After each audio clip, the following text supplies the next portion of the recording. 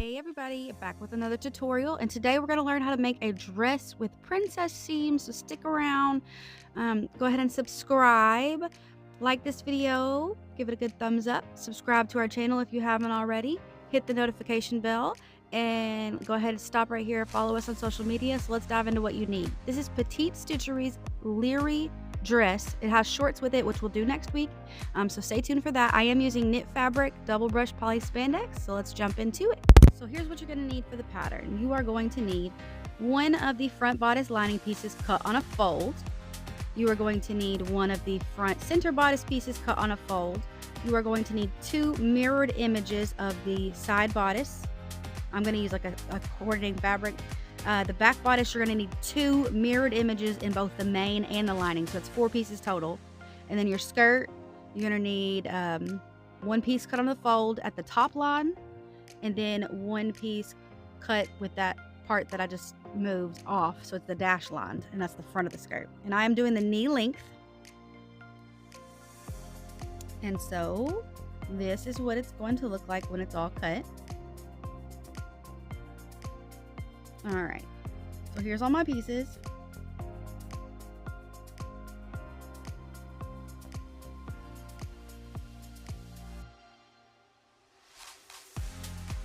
So I have my skirt, one cut on the front with a dash line and one cut on the regular.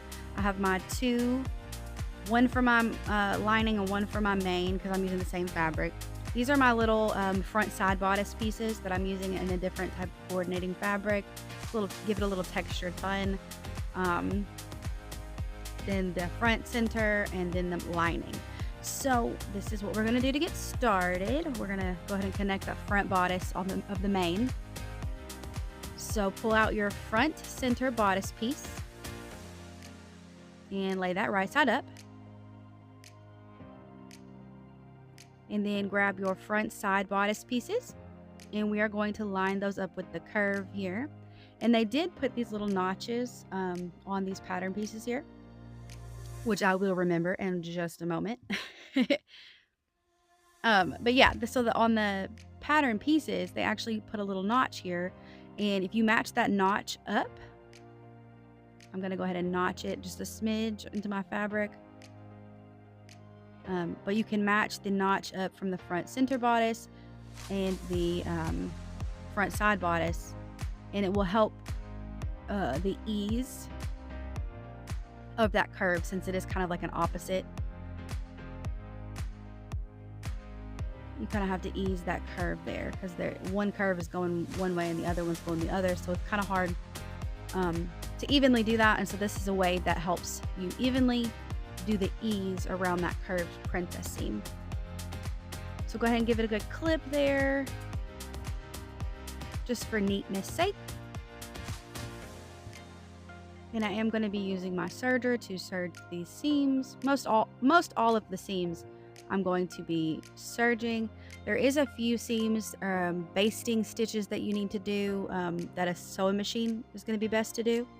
I mean, I really think that's the only thing you can use to baste stitch. You could use your hand with a needle, but yeah, so go ahead and serge these up on the side there.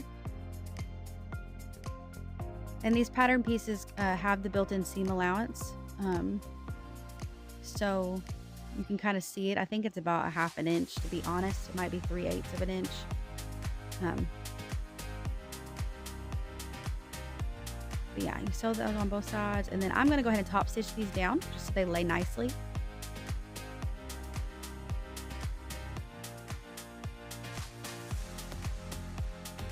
All right, so this is what that looks like. And then now we're going to go ahead and prepare the lining piece in the front main piece by adding the back bodice pieces. And we're going to attach them at the shoulders. Line up the shoulder seams.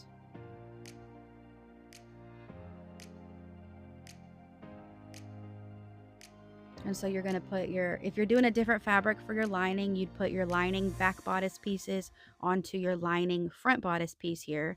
And then you'd put your main back bodice pieces onto your main front bodice piece. Okay.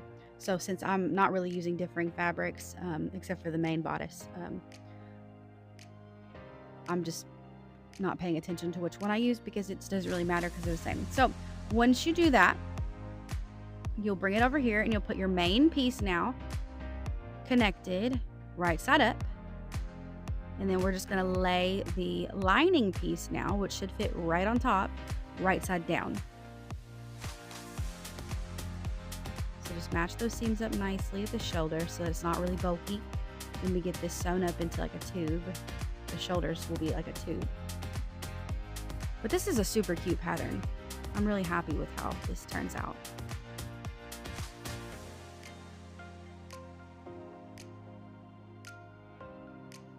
And they have a whole bunch of options too. Like the front skirt with the slit, the midi skirt with the slit. It's really cute. They have a whole bunch of different length versions of this. But yeah, go ahead and just, even it all out. And we are going to go around the arm size and then the entire back piece. This is what it looks like when it's all serged up. I just used my serger. And now we are going to flip it. So if you have like a turner tool, that would be best to use now, because otherwise you may take an ungodly amount of time trying to do this like I did, which is why it's sped up. But yeah, you gotta flip it through the sleeves. So push the back bodice basically through the sleeve tube out and it'll come out. And this is what it looks like when you almost have it all the way turned.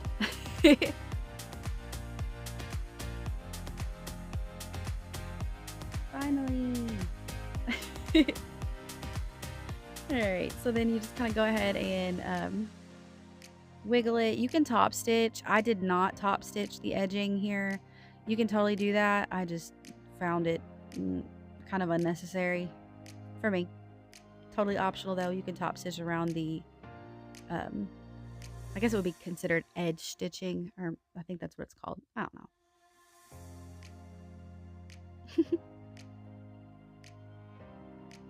Alright, so I'm just trying to make it all nice and neat here.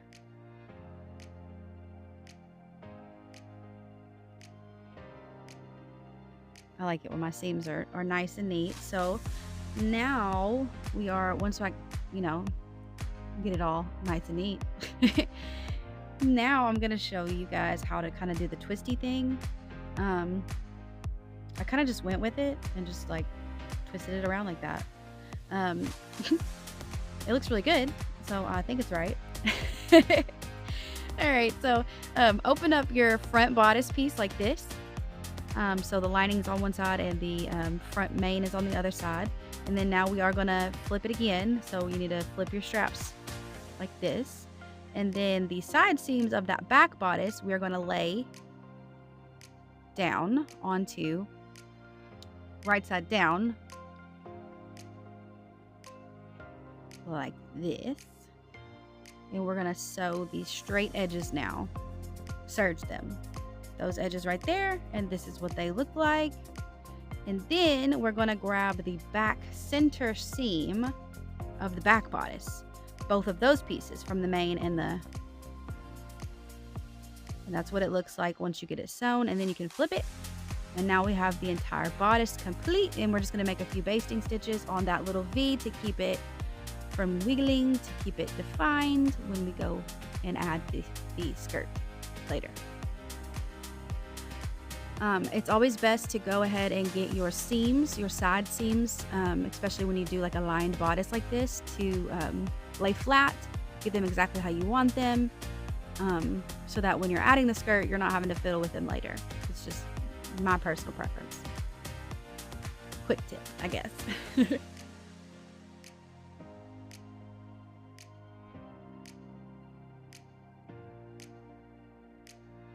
I may have a little bit of OCD, but I mean, right? Who doesn't at this point? Okay, so now I'm going to go grab my little hem measurer thingy. I'm sure it has a name. I just haven't figured it out just yet. But I'm going to go grab that after I finish touching this 50 million times. But I'm going to use this little pin, fabric, pencil, whatever. I got them on Temu. And you're going to do it 3/8 of an inch from the edge, one little mark in the middle, and then 2 inches up on both sides, and we're going to baste stitch just a regular lengthened straight stitch right here. And this is just going to help keep that V nice and crisp.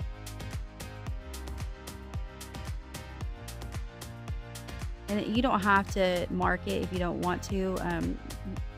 I find it looks better if you do mark it, because then you don't have to guess. But then we're going to put the skirt together. And I have the back piece here. And the front piece, remember, has that V. Kind of dips down. And we're going to do the side seams.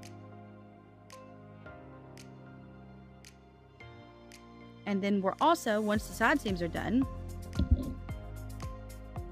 you will also make the little baste stitch on the front of this V on the skirt as well, just to kind of keep it nice and crisp again for when we're doing the gatherings, that we keep this V really denoted. And then you also do, once you get it basted, so I did do the basting stitch on the bodice here in that V, 2 inches up on each side and 3/8 of an inch away from the edge. And basting stitches will be removed if they're shown. If you can see them, we'll remove them later. And I did do a basting stitch here on the V of the skirt as well.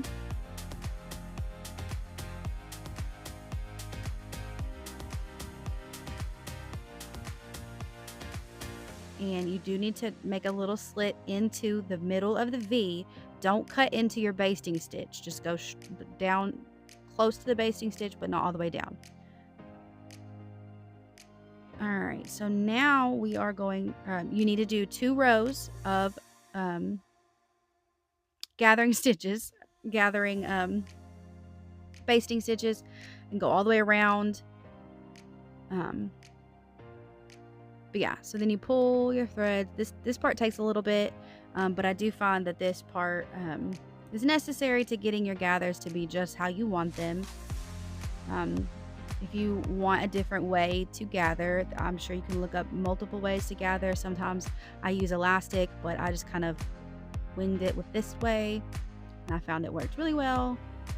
You're going to want to clip that V to make sure that it is, again, denoted very well. And you will match up the side seams with the side seams. And I did just do 2 rows of gathering stitches. But yeah, and so match up the back.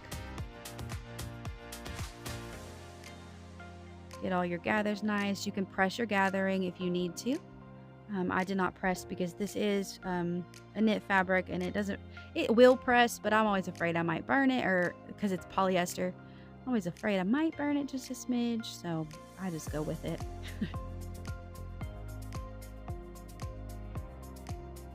But yeah, once you get it all gathered, and you get your point pinned here,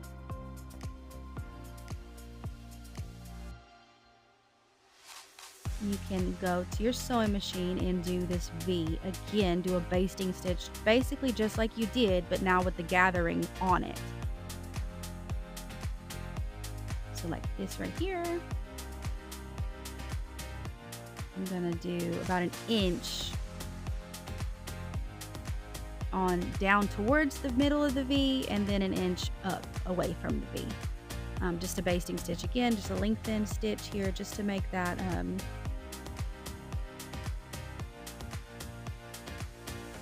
and then we're gonna go around. And my serger's causing me some problems. I'm gonna have to get a new one. This thing has lasted about 7 years, so it has been my workhorse. But I am now joining the club of needing a new machine because I've put her through some things, man. Okay, but yeah, you just go around the edge here, and I do kind of cut off, about 1/4 of an inch. But we're gonna remove the gathering stitches, so don't worry about those showing. Just go slow and steady. And because you did use, if you did like me and you did like the pattern tutorial and you use gathering stitches, then you can kind of move them around as you're going.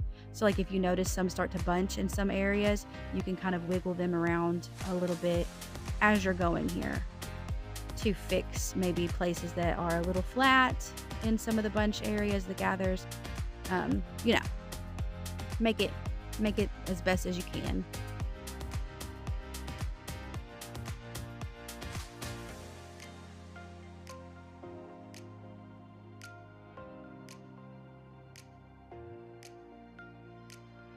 But yeah, my serger does not like me right now for some reason.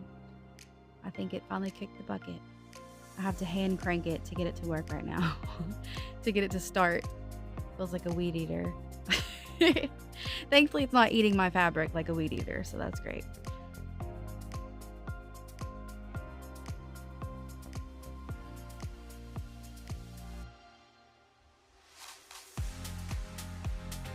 All right.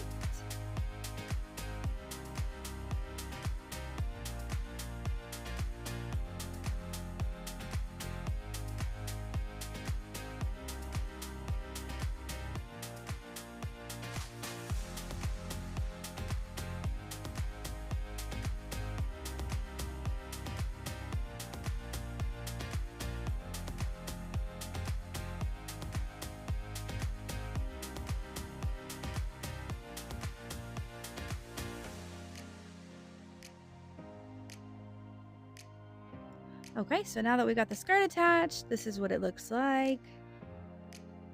And this is the part where you are going to taskfully, skillfully, painstakingly remove all these gathering stitches, the basting stitches, and all of that stuff. But first, we're going to tuck the tail here of our seam. And then, like I said, go ahead and remove your basting stitches. Super fast. No, I did it off camera. Just kidding. And I'm going to go ahead and top stitch this down. And this is me top stitching the waist down. And then I will be hemming the bottom. And then we'll be done. So slow and steady. And I folded the seam up. So I am sewing, top stitching onto the bodice here. You can do it the other way if you want to. I like the way it looks when it's top stitched onto the bodice. So I flip the skirt seam up onto the bodice, and this top stitching just kind of keeps it laying flat, tidies it up on the inside, and also helps with like sensory issues so that that seam isn't just flopping around in there. And it makes it look more polished in my opinion. But again, a optional step.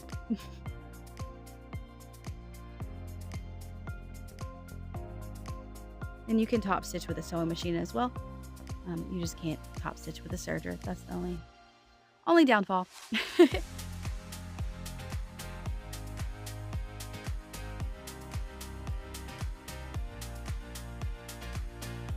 And I probably like top stitch this the most difficult way. As you can see, everything's getting bunched up.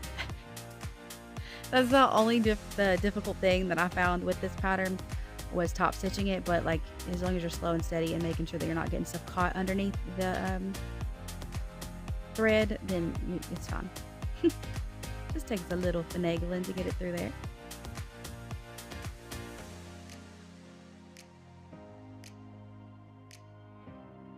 But I absolutely love my cover stitch for top stitching and hemming.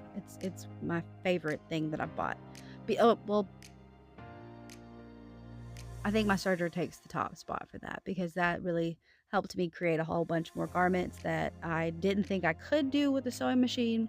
So my serger kind of takes the cake. But as far as making things look super professional, super polished, and easily top stitching and stuff like that, I love my cover stitch. And I have the Brother 2340 cover stitch. Yeah, absolutely love it. If you need help, if you have one of these and you're like, I don't know how to use this, I have a quick video on the channel, so go ahead and look for that, cover stitch tips, and it should help you make, it should make it a breeze for you.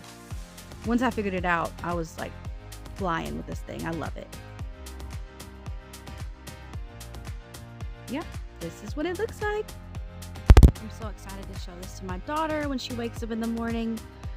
But I hope you guys enjoyed this tutorial. Hope you guys make some really cute things. Thank you guys so much for watching, and we'll see you guys next Tuesday for the shorts of this pattern.